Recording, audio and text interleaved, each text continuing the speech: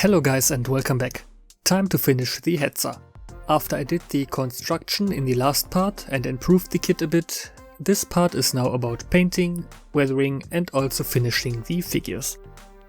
First I disassemble the model. I like to work in smaller subsections because it makes it easier to get into all corners. But before I can start priming, I have to take care of the metal parts. To improve paint adhesion, I cover them in a thin layer of Tamiya's metal primer first. As with most of my other models, the first layer is made with Vallejo Mecha Primer Black.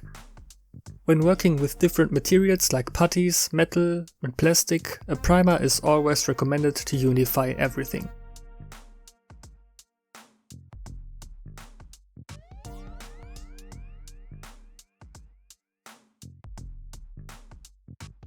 Because the pre-shading on my Abrams worked so well, I wanted to try the same approach here. But I can give you a spoiler now and tell you that this had no impact on the later paint job. This step was therefore unnecessary. For my base color I tried something new. Dark Yellow variant 1944 from AK. It looks much darker and greener than the dark yellow I used before, but seems correct after some internet research. I thinned the paint with AK's 3rd gen acrylic thinner, with a ratio of about 60% paint and 40% thinner.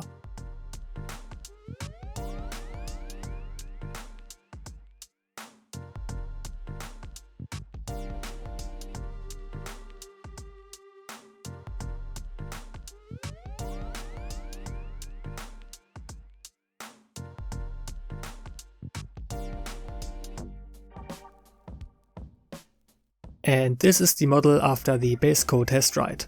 In real life the color looks significantly darker and greener than it appears on camera. On the one hand it looks exactly like I know from some vehicles, but on the other hand it still feels a bit strange. But perhaps the other colors of camouflage are needed to achieve the desired effect. Speaking of other colors, I'm choosing a German 3-tone camouflage pattern here. But instead of masking like I usually do, I'm trying to go freehand this time. I begin with the olive green. I had some references for the ratio between the colors themselves, but the pattern itself is without a template.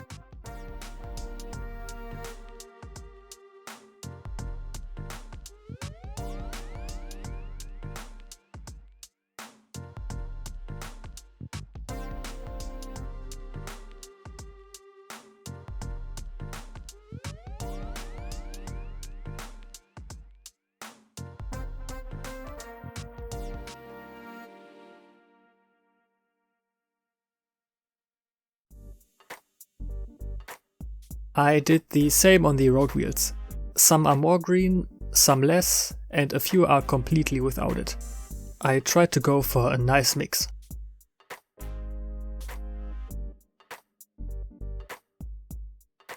The paint dries very quickly. After about 30 minutes I can move on to the red-brown spots. For me, the easiest way to work freehand is to outline the initial shape first and then fill out the rest. But it is necessary to develop a fine feeling for the airbrush trigger. Press once too much and you have a big blob of color where you probably don't want it.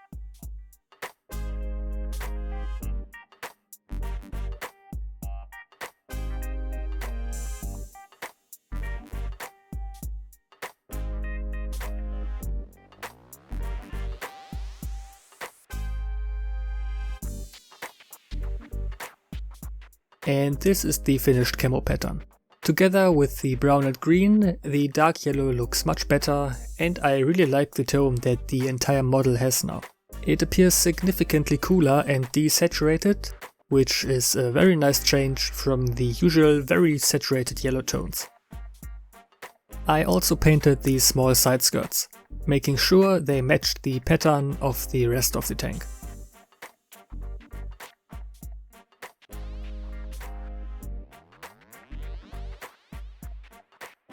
The first weathering step is a 2-part chipping effect. I need a lighter tone than my base color. That should be quite easy, as I only have to mix the 1944 dark yellow with the lighter tone I usually use. Once everything is mixed, I need a piece of kitchen sponge. I dip the sponge into the paint and then remove most of it onto a piece of kitchen roll. I just want a touch of color to remain on the sponge. Now I can gently tap the sponge on the areas where I want to show the wear. It is recommended to start with a small extra part, such as the side skirts. Here it would be easier to repair any errors, such as too much paint on the sponge. I am trying to chip the entire tank, not just the edges. The sponge method increases chipping on edges and details without any effort and leaves only very small and fine marks on the flat surfaces.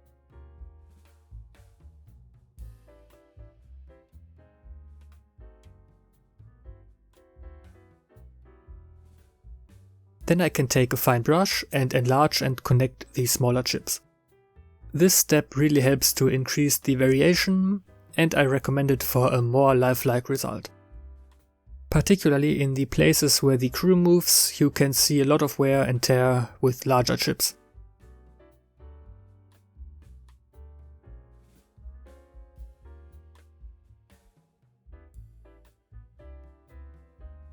If you're careful, you can also try to paint scratches using a toothpick. But you have to remember to not press too hard and scrape off the previous paint.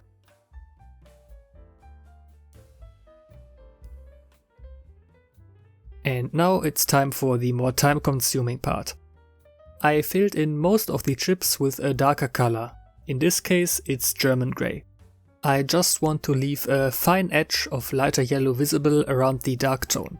This creates a very nice contrast and highlights the chips.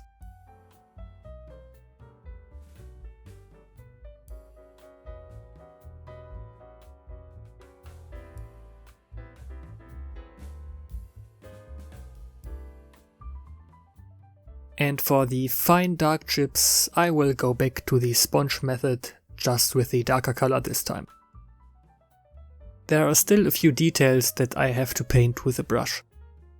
The road wheels on the Hetzer are made from rubber on the outside and have to be painted in a darker color. I chose anthracite from Revel's Aqua color range for that.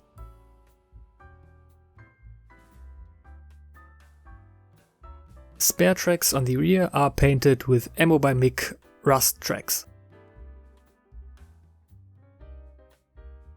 And the exhaust gets a coat of Vallejo Saddle Brown as the base coat for the upcoming rust effects.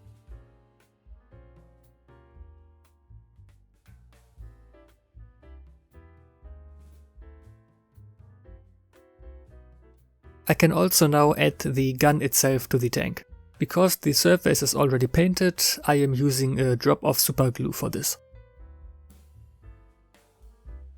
As for the decals, there's not much to do. Only these two crosses for each side.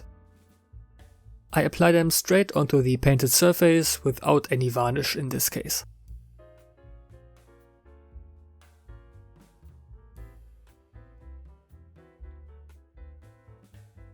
Alright, time to protect all the progress made so far. I cover the entire model in a layer of gloss varnish. This will protect the acrylic paint from the upcoming enamel effects. I let the varnish dry for a full 24 hours before I continue. This time I want to work a bit more with oil colors. I put the paint onto a piece of cardboard to remove some of the linseed oil. That should improve the drying time later. Now I can use white spirit to thin the paint and apply it as a pin wash. The wash is applied to all details. Due to the low surface tension and the gloss varnish, it should almost flow by itself. Any mistakes can easily be fixed and cleaned up with a brush dampened in more white spirit.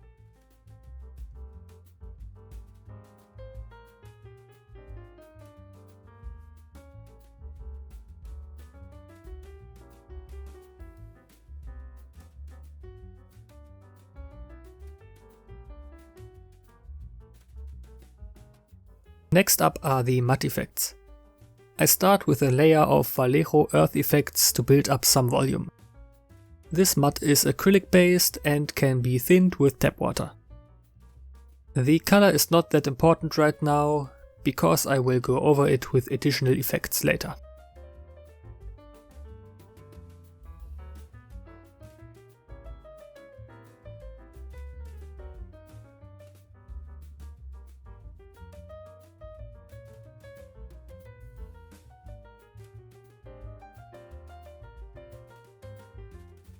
Once the first layer dries, I can add the second one. This time it is an enamel matte effect. These behave completely different than acrylic matte. They have a significantly smaller volume and are therefore not as suitable for larger accumulations. But they are much easier to blend and you can achieve great, softer color gradients with them. That's why I always use both types on my vehicles, so that I can get all benefits. It's a little bit more time consuming, but in my opinion it is totally worth it.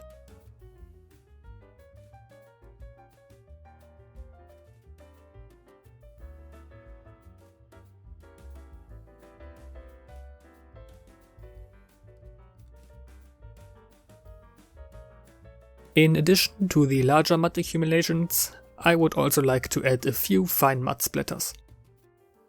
To do this, I blow air from my airbrush onto a brush loaded with mud.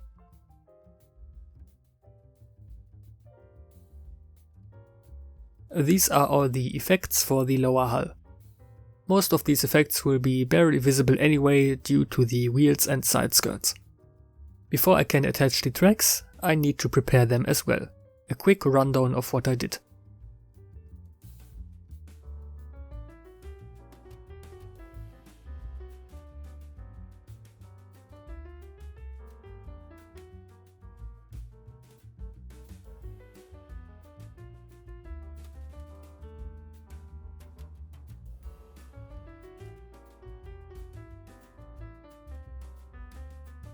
Now I can assemble everything.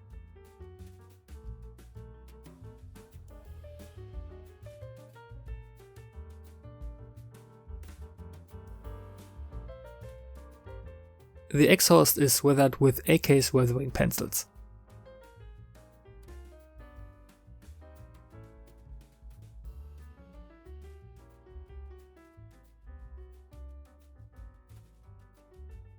For a few streaking effects, I will use AK's streaking grime.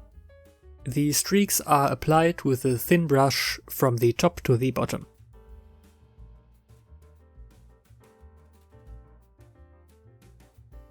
After they had some time to dry, I will use a weathering brush to feather and smooth them by moving the brush along the streaks.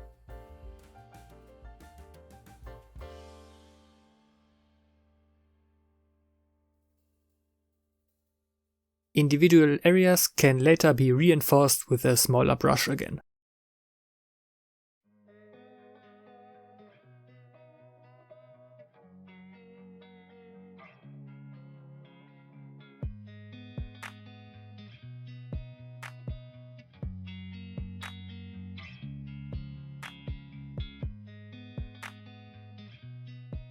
And for my final effect, I cover everything with a very thin layer of brown earth dust. This effect simulates dry dust and dirt spreading across the entire vehicle. It is best applied with an airbrush, and once it's dry, I can use a brush dampened in white spirit to remove some of the effect and make it look like it was washed down by rain. These are the two figures included after painting. I chose the standard tank crew uniform. Only the rear one has received trousers with an oak camouflage pattern. Since the figures are not of the best quality, I decided against including the entire painting in this video. And that's it for this little tank hunter. Let's take a look at the final result.